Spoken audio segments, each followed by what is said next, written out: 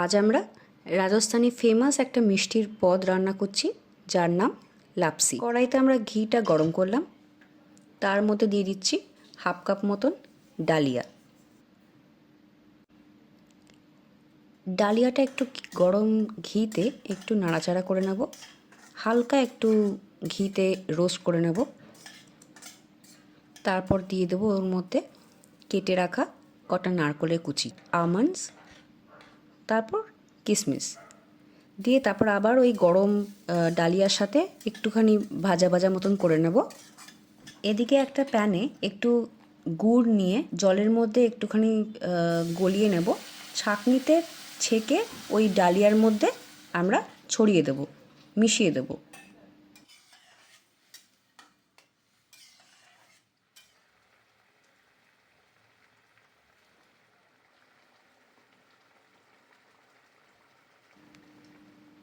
তারপর ওই মিশ্রণটার মধ্যে একটু এলাচ গুঁড়ো করে ওর মধ্যে মিশিয়ে দেব।